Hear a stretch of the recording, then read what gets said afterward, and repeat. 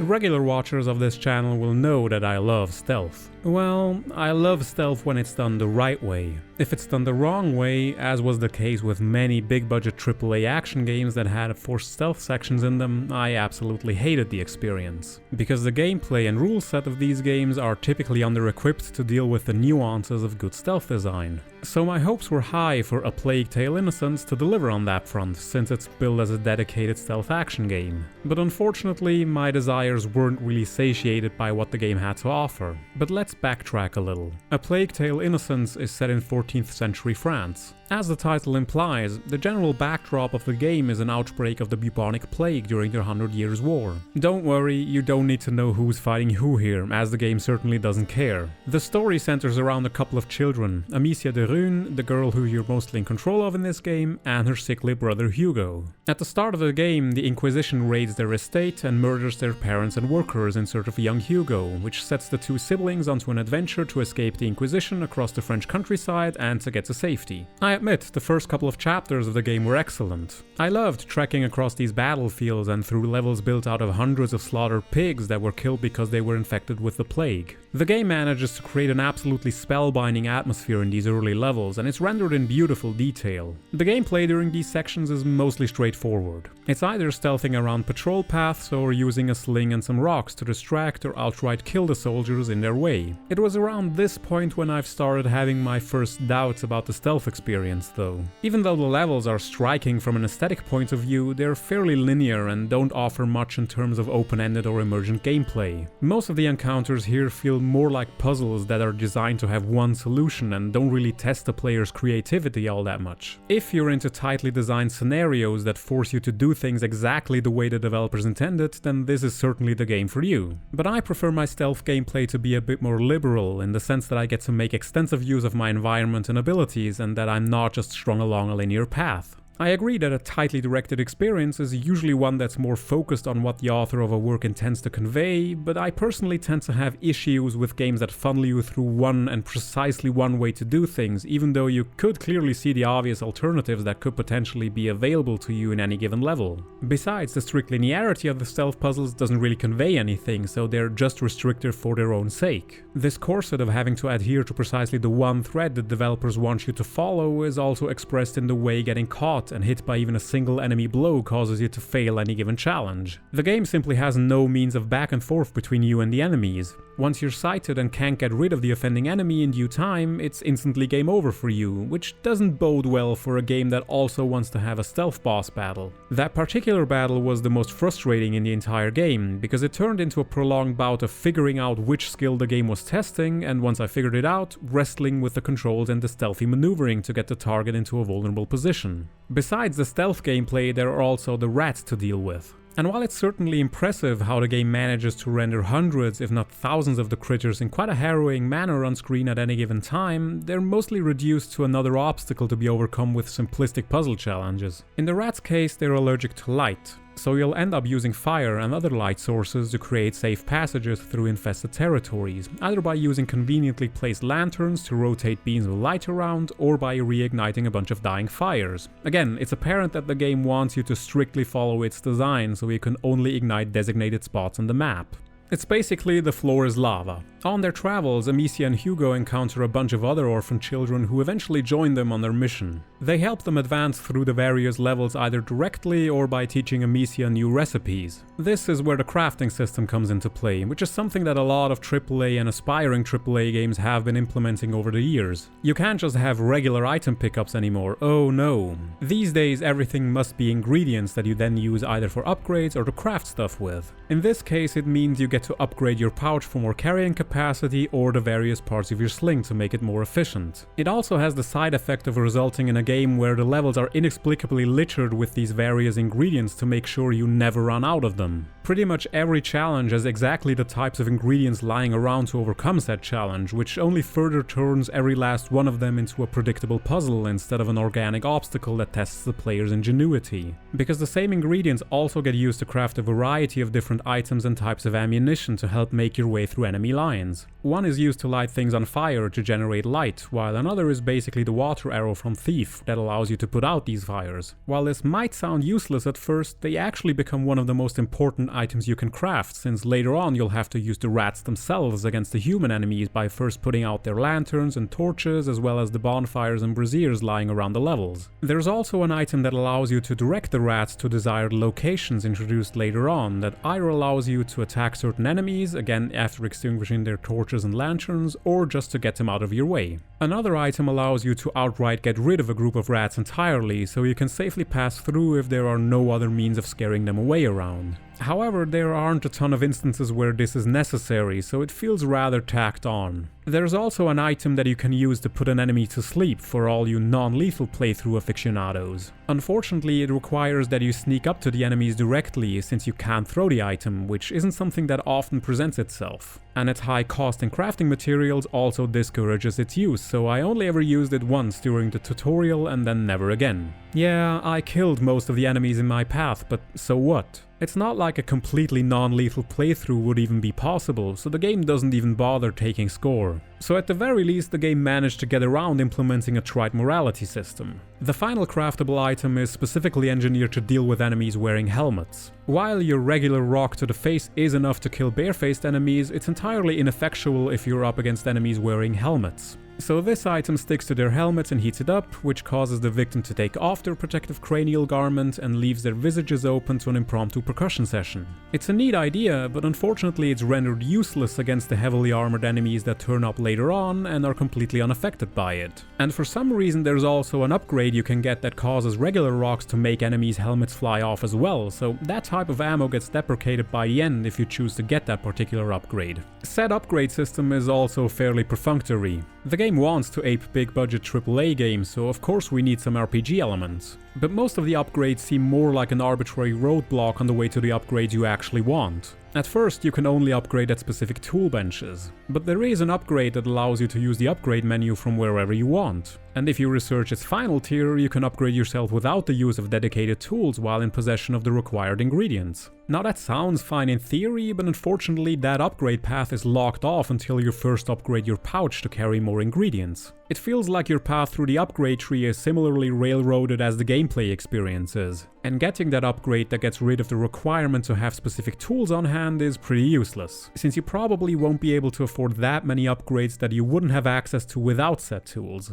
It truly feels like these RPG mechanics are a token addition because every game has them now in some capacity, and most of them fail to understand that they're not supposed to be linear sets of unlocks. If you want that, just make a game that sequentially unlocks the necessary abilities. A skill tree is supposed to give players freedom in how they want to tackle your obstacles by specializing in something. That doesn't mean that you should be able to unlock endgame level upgrades at the start, but the tree should have at least more than a single branch meandering its way to the crown, if you catch my drift. And now I've said the word upgrade so many times that I sound like Phineas T. Pratchett from the movie Robot, so it's probably best to move on. Narratively, the game is a bit of a mixed bag. I'll touch on it here briefly without any spoilers, but there will be a later section in which I discuss the plot in more detail. As I said, the general gist of the story is avoiding the Inquisition. To that end, the Scooby Gang managed to find an abandoned castle that belongs to the De Rune family and that just so happens to have exactly the specific means to keep the rats out. How convenient.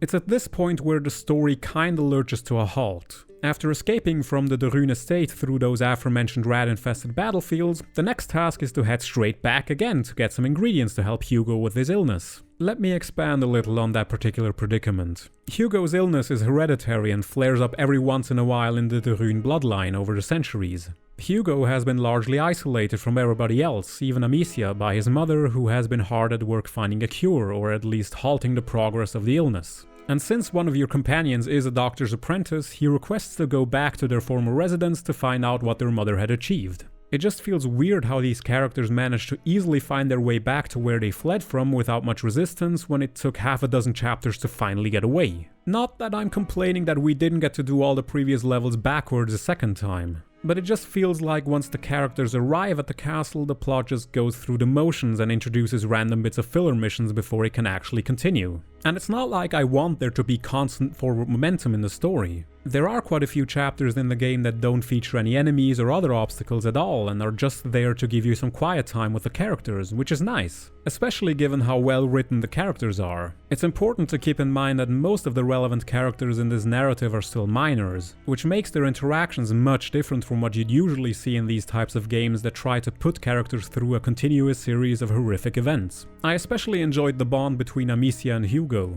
Given that he's 5 years old and was locked up for most of his life, he's prone to running off or throwing tantrums. And Amicia not knowing how to properly deal with this, or his illness while being completely under-equipped for dealing with all of this on top of losing her parents during a plague, but still trying to because she loves him even though she never really got to know him all that much due to their forced separation, is endearing to see. It can still get superficially annoying when Hugo's childlike reckless behavior ends up setting things in motion for the finale, but purely from a character's perspective it makes perfect sense. Still, that conclusion of the narrative was a bit too much, honestly. It gets kinda silly towards the end and the villain's main motivation is entirely unclear. The villain claims that he and our heroes are technically on the same side, wanting to deal with the plague, but there's never much evidence of that being the case, which makes it come off more as a trite cliché than anything else. And his plan, as well as the methods he uses to achieve his ultimate goal, just come entirely out of left field at the end and don't really gel all that well with the more grounded tone of the rest of the piece. You can tell that I'm struggling a bit to maintain a spoiler-free tone, so I guess this is as good as any time to get into specifics. If you don't want to get spoiled, skip to this time code for the conclusion.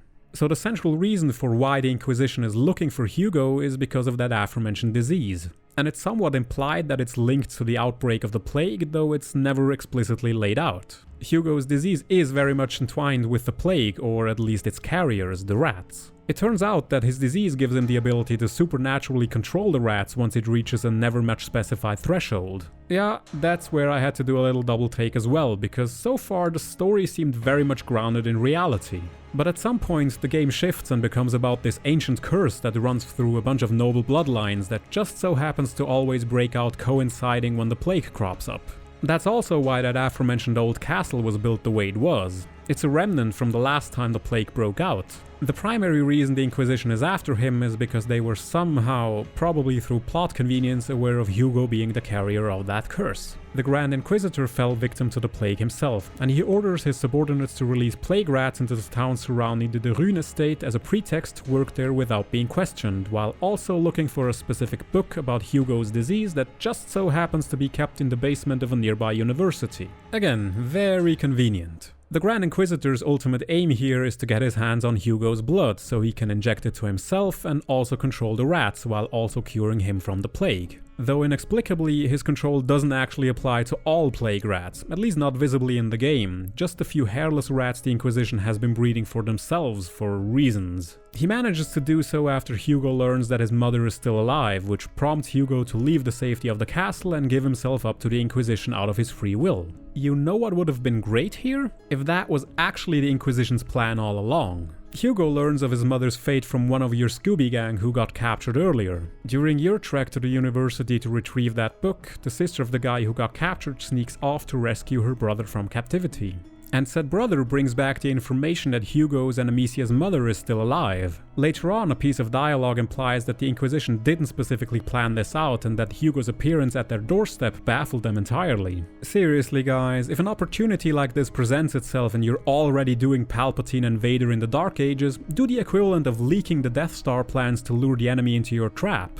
Make Arthur's quote-unquote escape something the Grand Inquisitor did on purpose. Anyway, the goal of the big bad in this game is to gain the ability to magically control plague rats by injecting himself with the cursed blood of Hugo in a mad quest for power. Tell me again why I should take fantastical gobbledygook like this seriously. Why would a Catholic Inquisitor even care about that? He's ancient to begin with and probably won't sire any children at his age to carry on his bloodline. So unless that curse also magically makes him young and virile again, what's the point of controlling the rats, and why would he want to amass any power when he's already on his last legs?